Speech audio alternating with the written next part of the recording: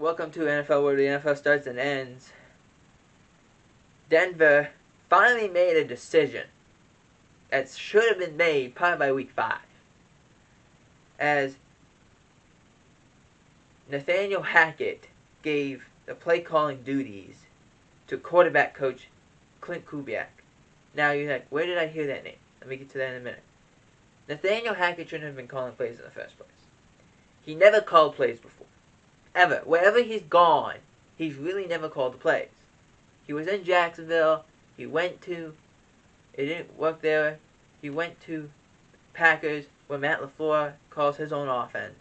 I said this about Mike McDaniel, and it's worked well for Mike McDaniel.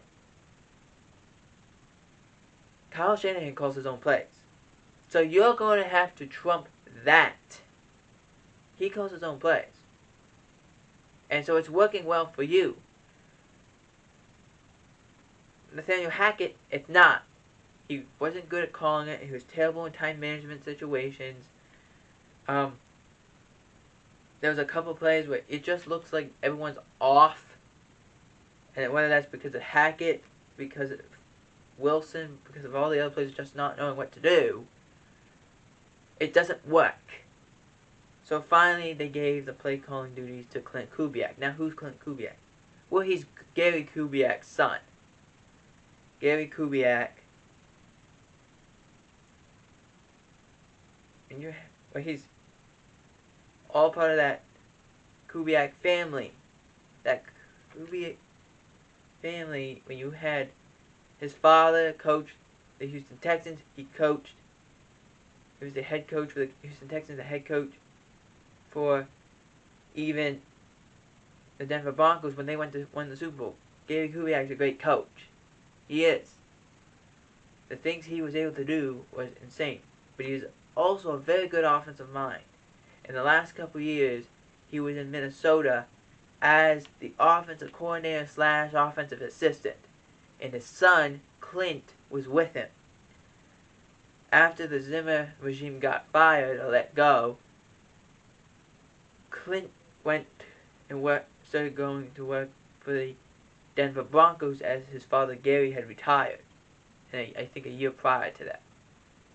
And Clint was calling the plays. So it did work. It just... Now they finally give the plays to Clint and let him see what happens. They didn't win that game against the Raiders, but they looked a lot better than they did a couple weeks ago. That's fair to say. The Bears placed running back Khalil Herbert on IR. We don't know the extent of his injury, but we know he's going to miss 4 games.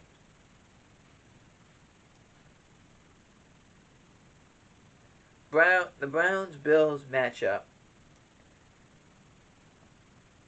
for Week 11 was moved to Detroit as the weather got so bad. 77 inches of snow fell in Orchard Park, New York last week. And 66 of those inches fell in 24 hours. They couldn't play. They were showing some aerial shots of the Bills Stadium where they were supposed to play, and they couldn't even find the ground. It was just covered. There was a picture of the back of the end zone looking at the uprights. The snow is almost up to the bottom upright. That's how much snow there was. That's an insane amount of snow. So they couldn't play there. They played in Detroit.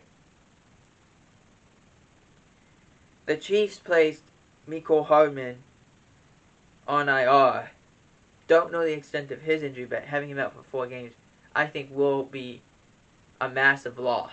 And see, well, who's this number 1 guy now? Is it Juju Smith-Schuster? Do they have to go get somebody? What is the case? The Eagles signed both Ndamukong Suh and Linval Joseph to a 1-year contract. Now, this is a great signing, both of Joseph and Suh. The only problem is that when you get Jordan Davis back, who are you cutting now? Who are you going to cut? You have to make a decision. Unless you plan to get rid of somebody, that's a huge thing. I'm just letting you know that.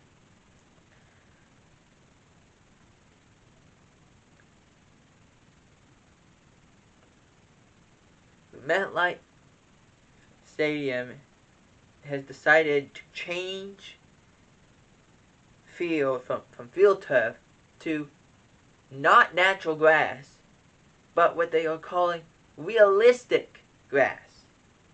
What is the difference? I have no idea. The reason why, this happened a long time ago, but I'll give you a brief rundown.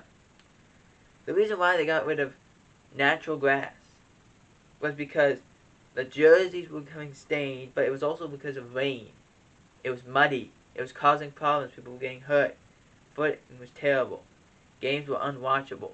So they changed it to turf, which didn't work well with the AstroTurf. Now we got realistic turf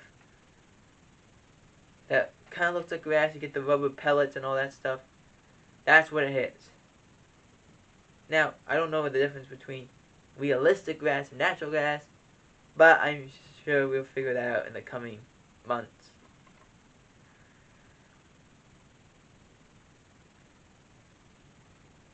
The Commanders placed J.D. McKissick on season-ending IR with a neck injury.